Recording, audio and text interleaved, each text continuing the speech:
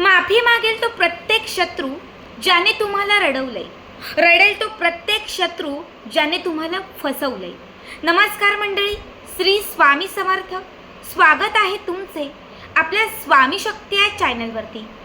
बघा, आपल्यापैकी असंख्य लोकांच्या आयुष्यात अशी एक तरी व्यक्ती असते जी आपल्याला त्रास देते.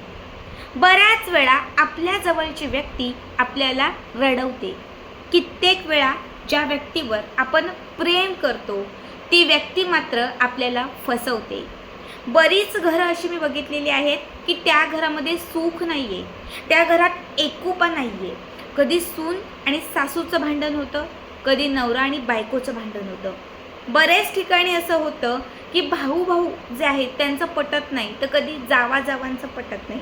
जेव्हा सगळं घर छान असतं, घरात आनंद असतो, घरात एकोपा असतो, तेव्हा शेजारी असा एखादा व्यक्ती असतो जो त्रास देतो, सतत भांडणं करतो, काहीतरी करणी बाधा करतो. बघा, तुमच्याही आयुष्यात असं कुणी असेल जे सतत तुम्हाला त्रास देत असेल, तुम्हाला रडवत असेल, तुमच्या मागे काहीतरी कटक कारस्थानं करत असेल, सतत तुमचा विश्वासघात करत असेल. तुमच्या घरातलं, बाहेरचं, शेजारचं, नात्यातलं, ज्या ठिकाणी तुम्ही काम करताय, जॉब करताय, त्या ठिकाणचं कुणीही जे तुमच्याशी वाईट वागतंय, तुम्हाला उद्ध्वस्त करतंय, तुम्हाला त्रास देते, रडवतंय, त्या व्यक्तीला त्याची शिक्षा द्यायची असेल, त्या व्यक्तीला त्याची जागा दाखवायची असेल, तर आज या व्हिडिओमध्ये मी तुम्हाला जो उपाय सांगणार आहे तो अवश्य करा. आज श्रावणातील शनिवार आहे. संपूर्ण श्रावण महिन्यात तुम्ही कधीही हा उपाय करा, पण शनिवारचा दिवस हा उपायासाठी जास्त कारक असतो. पण तुम्हाला नाही जमला, आज तुम्ही व्हिडिओ थोडासा लेट बघितला, संपूर्ण श्रावण महिना संपण्याच्या आत जरी हा उपाय तुम्ही केला तरीही चालेल. बघा, या उपायासाठी तुम्हाला लागणार आहे एक नारळ म्हणजे श्रीफळ. स्वच्छ एक नारळ छान घ्यायचा आहे, तो स्वच्छ पाण्याने तुम्हाला धुवायचा आहे. खूप सालं असतील तर ती सालं थोडीशी काढून टाकायची आहेत. नारळ थोडासा सुकला की त्याच्यानंतर त्या नारळाच्या वरती एक ओम काढायचा आहे. ओम काढण्यासाठी तुम्ही अष्टगंध घेऊ शकता, चंदन घेऊ शकता, किंवा मग तुम्ही नुसतं कुंकू घेतलं तरीही चालेल. तुमच्याकडे शेंदूर असेल, तुम्ही शेंदूर घेतलं तरीही चालेल. थोडं ओलं करायचं आणि नारळावरती ओम काढायचं. आता जिथे ओम काढलेलं आहे तर तिथे एक भीमसेनी कापराची वडी ठेवायची. बघा, एक भीमसेनी कापराची वडी. हा नारळ आपल्या घराच्या दक्षिण भागात ठेवायचा. दक्षिण भागात ठेवत असताना त्याच्या खाली एक प्लेट ठेवा, त्या प्लेटवरती हा नारळ ठेवा. नारळाच्या वरती ओम काढला, तिथे एक भीमसेनी कापराची वडी ठेवा. कापूर पेटवा, प्रज्वलित करा. जसा कापूर पेटेल, प्रज्वलित होईल, तशी त्या कापरावरती, त्या अग्नीमध्ये पिवळी मोहरी सोडा. पिवळी मोहरी सोडत असताना 7 वेळा आपल्या शत्रूचं नाव घ्या. मंत्र स्तोत्र काहीच नाही, फक्त शत्रूचं नाव. घरातली, बाहेरची कुणीही ती व्यक्ती असेल त्या व्यक्तीचं फक्त 7 वेळा नाव घ्यायचं आहे. आता 7 वेळा नाव घेईपर्यंत त्याच्यावर जी म्हणजे जो कापूर आहे तो पेटताच ठेवायचा, अजिबात विझू द्यायचा नाही आहे. यानंतर तुम्हाला हा नारळ तसा छान उचलायचा आहे, म्हणजे पूर्ण विझला. मोहरी पेटून गेली, कापूर जो आहे तो विझला, थोडंसं ते थंड झालं, शांत झालं की हा नारळ उचला. हा नारळ उचलून कुठल्याही एका पिंपळाच्या झाडाजवळ, नसेल पांढरी रुई, सफेद रुई, रुईचं झाड असेल तर रुईच्या झाडाजवळ जा. बघा, पिंपळ किंवा रुई या दोघांपैकी कुठल्याही एका झाडाजवळ जा. 2ही झाडं नाही, पण तुमच्या आजूबाजूला कुठेतरी हनुमानाचं मंदिर आहे, तुम्ही तिथे गेलात तरीही चालेल. आता तिथे जायचं. तिथे गेल्यानंतर हा नारळ त्या सावलीत फोडायचा. जर तुम्ही पिंपळाच्या झाडाखाली गेलात तर तिथे जी सावली असेल तिथे हा नारळ फोडा. पांढऱ्या रुईच्या झाडाजवळ गेला, तिथे जी सावली असेल तिथे हा नारळ फोडा. हनुमानाच्या मंदिरात गेला असेल तर मंदिरात जाऊन, किंवा मग अवतीभोवती एखादं झाड असेल त्या मंदिराच्या सावलीमध्ये, तर तिथे हा नारळ फोडा. जिथे तुम्हाला शक्य तिथे हा नारळ फोडा आणि फोडून हा नारळ तिथेच ठेवा. नारळ फोडल्यावर त्याचे 2 भाग होतील, 2ही भाग तिथेच सोडा आणि घरी या. तुम्ही कमीत कमी हा उपाय श्रावणात 3 वेळा करा. शनिवारी करताय तर शनिवार, रविवार, सोमवार, अन्य कुठल्या दिवशी करताय, समजा गुरुवारी करताय तर गुरुवार, शुक्रवार, शनिवार, मंगळवारी करताय तर मंगळवार, बुधवार, गुरुवार, असं 3 दिवस करा. कंटिन्यू लागोपाठ 3 दिवस करा. फक्त 3 दिवस 3 नारळ तुम्हाला लागतील.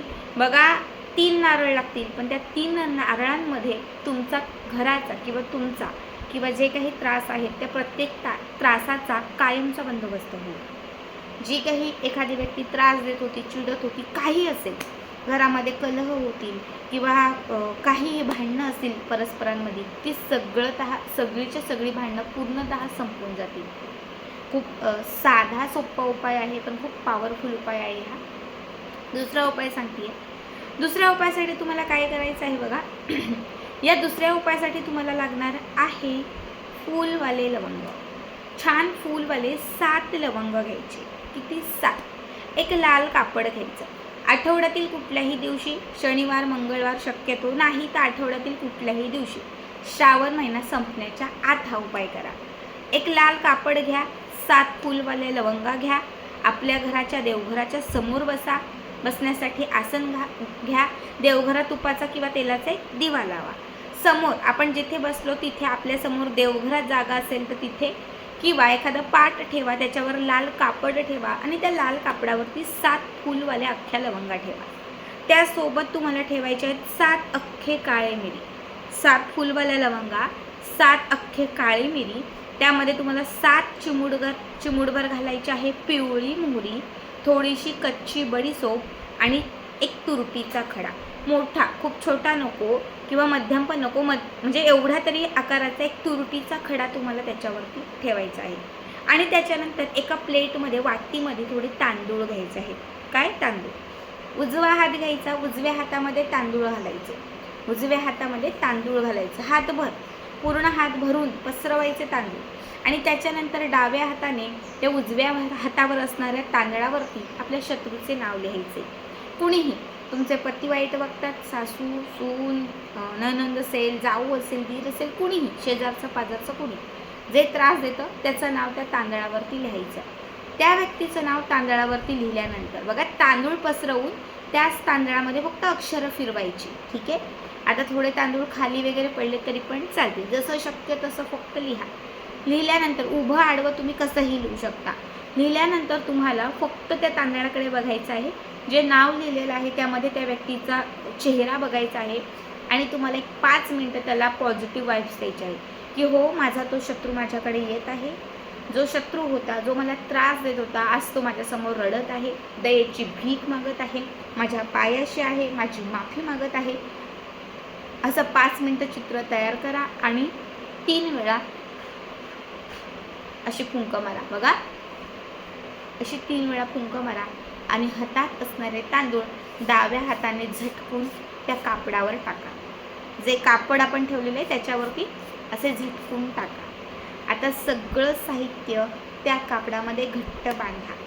बघा, मोहरी असेल, लवंग असेल, काळी मिरी असेल, तुरटी असेल, बडीशोप असेल आणि हे तांदूळ, असं सगळं साहित्य आपल्याला त्या कापडामध्ये बांधायचं आहे. आणि तयार केलेली ही कापडाची जी पोटली आहे किंवा पुडी आहे, ही तुम्हाला कमीत कमी 21 दिवस आपल्या घरात ठेवायची आहे. घरात ठेवा, तुम्ही तुमच्यासोबत ठेवा, जवळ ठेवा, कुठेही चालेल. जिथे सेफ असेल, कोणी हात लावणार नाही अशा ठिकाणी तुम्हाला ती ठेवायची आहे. 21 दिवस पूर्ण झाल्यानंतर तुम्हाला आपल्यासोबत आपल्या घरात जिथे ठेवलेली आहे तिथून ती काढायची आहे.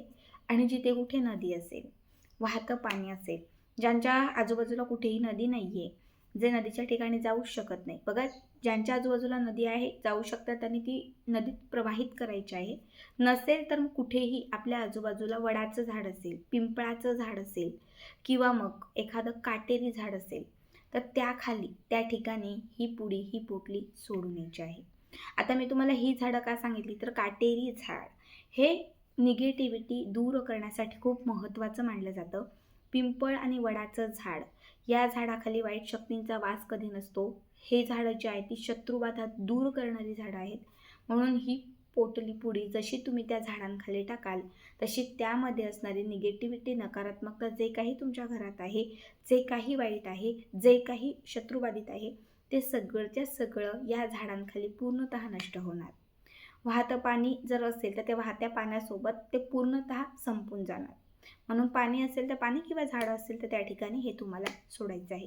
21 दिवसांमध्ये तुम्हाला अनुभव येईल. हा उपाय केल्याच्या 24 तासातच रिझल्ट दिसायला सुरुवात होईल. पण पूर्ण 21 दिवस जर तुम्ही ही पुडी सोबत ठेवली तर तुम्हाला वर्षभर किंवा अजून काही कालावधी तरी कुठल्याच वाईट शक्तींचा त्रास जो आहे तो होणार नाही. झालेला त्रास जो काही आहे तर तो पूर्णतः संपून जाईल. खूप साधा आणि सोपा उपाय आहे बघा, पण खूप पॉवरफुल आहे. नक्की करा आणि आजचा हा व्हिडिओ कसा वाटला कमेंट करा.